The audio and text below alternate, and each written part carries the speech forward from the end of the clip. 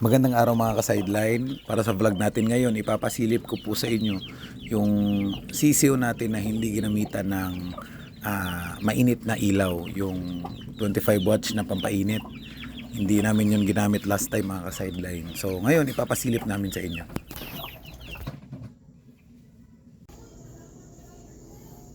Ngayon mga ka-sideline, ipapakita ko sa inyo yung ang ginagawa namin sa aming sisiw. So ito mga ka-sideline, nagiging successful ito sa amin kasi konti lang yung number of heads ng aming mga sisiw.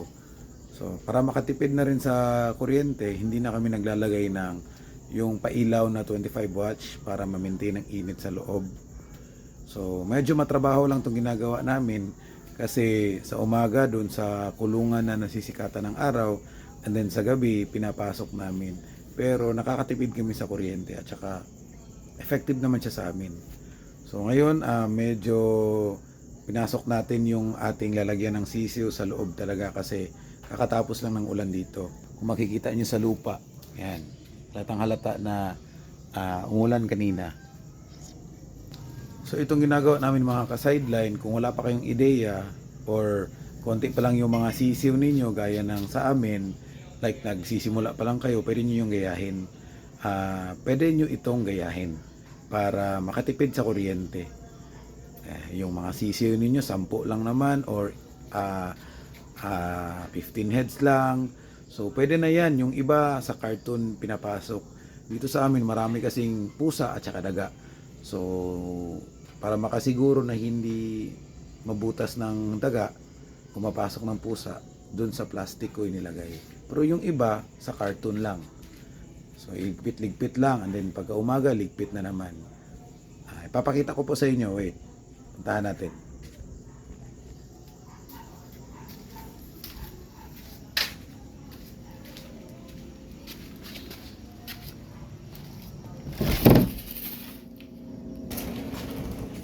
So ito yun mga ka-sideline. Yan. So dito ko po inilalagay ang aking mga alaga. Sa ngayon, meron tayong 13 heads lang dito. Ito yung 4 out. Yan. So ganyan lang kasimple. Sa umaga, doon sila sa labas. Pagsapit ng hapon, mga alas 6, pagkatapos nilang makakain, pasok ko na sila dito. Pero usually, sa labas ito mga ka-sideline. Ngayon, dito lang sa loob kasi umuulan kasi para makasiguro na hindi sila tamaan ng malamig na hangin. So okay naman sila mga ka-sideline, nakapagpalaki na tayo ng ganitong estilo dati pa. So ngayon, inuulit lang natin. At saka orientals kasi itong breed natin, hindi sila ganun kahina. Ito pala yung sisiw natin last April 9 mga ka-sideline. Bali 3 po ito sila. Late lang yung isa na hatch. So ang ginagawa namin sa ganito mga ka-sideline ay inilalabas sa umaga, pagkalipas ng gabi ipapasok lang o itatago sa cartoon. Ganyan lang po, paulit-ulit. Napaka-simple lang po. Basta wag lang talagang kalimutan na maipasok. Yung nakikita ninyo sa video mga ka-sideline, yan yung 2 day old kanina. So J47 yan at saka isang pure J45. Malaki na, pero ngayon mas malaki na yan. Nasa 2 months na yung dalawa. Ready na yan ipadala kay Boss Richie. So madali lang siya mga ka-sideline kapag nasanay tayo. Siguro mahirap siya kapag sobrang rami, pero kapag konti lang, okay lang yan. So ngayon, yung mga bago nating hatch, ganun pa rin, wala pa rin tayong yung mainit na pailaw, yung 25 watts, wala pa rin. Lang talaga, pinapasok lang talaga natin sa gabi. Ito na po yung sisiw natin dati na walang pailaw. Yan yung 2 J47 at saka ito yung maliit na kasama nila. Yan, dome ito. Ito, hindi ito kasama doon. Kasi may nanay ito eh. Ito yung natira sa mga binenta natin last time. So ito na yung J47 na walang pailaw dati. Pair sila. So ito ay papunta ito kay Boss Richie Abaga ng Lake Cebu. ating suki. Yan. Boss, ito na yung G47.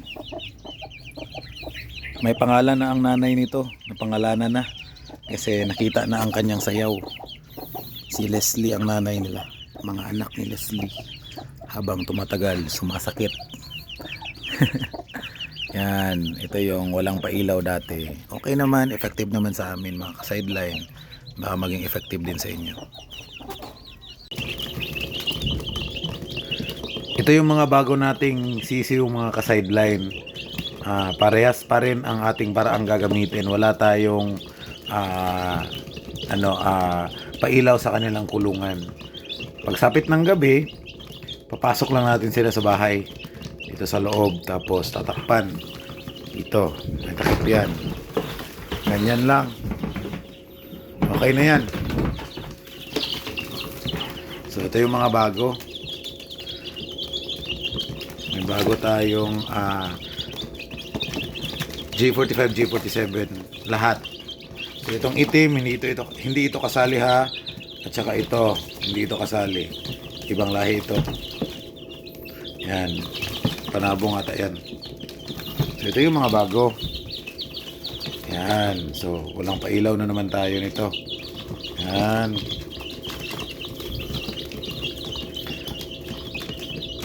Meron pa tayong ano doon, tatlong G45, pure G45. So itong isa ay batch May 31. Ito, June 5. Ano ba ito? Ito, June 5. Mga June 5. 31. Ito yung, ganito kalaki yung 31 natin. And then, yung June 5, ito, ganito kalaki. Ito yung mga bago. And then meron pa sa kabila. Ito mga ka-sideline, meron tayong tatlo dito. Tatlong G45. Sa naghahanap ng G45. Yan. Tatlo yan.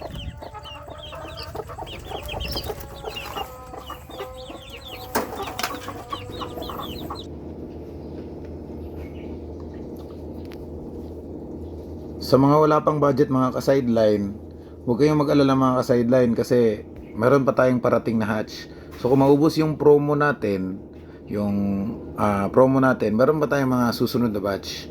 So ito, kadalasan dito mga ka-sideline, pure J45 at saka J45, G47. Mas marami yung G45, G47 natin kasi dalawa kasi yung hen natin na G47. So isang G45 na broodcock. Kaya marami ang G47, G45. So, abang-abang lang po. Kung hindi mapasok sa budget ngayon, next time na naman. Sana lang ay mataas yung hatching rate natin ngayon. Pero last time palpak. Pero yung mga bago nating batch, nung pinakita ko kanina, mataas po 'yon. Sa 15 eggs, meron tayong 8. Sa 6, sa 7, meron tayong 6. So yun, ang mababa lang talaga na hatching rate natin is yung sa G45 kasi matanda na kasi yung G45 natin na hen. So yun, pero wag kayong mag-alala mga ka-sideline, kung mauubos meron pa. Okay? So yun po. Hanggang dito na lang po tayo mga ka-sideline. Thank you so much for watching po. Maraming salamat sa mga dating subscribers, sa mga bagong subscribers, bagong kaibigan, yung mga buyer natin. Maraming salamat po. Abangan nyo pala yung next vlog mga ka-sideline. Gagamutin natin yung mga alaga nating 3 months. Kasi nga, biglang nag-iba yung panahon. So, expected natin na may sakit talaga. So, yun, tinamaan tayo ng sakit. So, abangan nyo po mga ka-sideline. Gagamutin natin yan.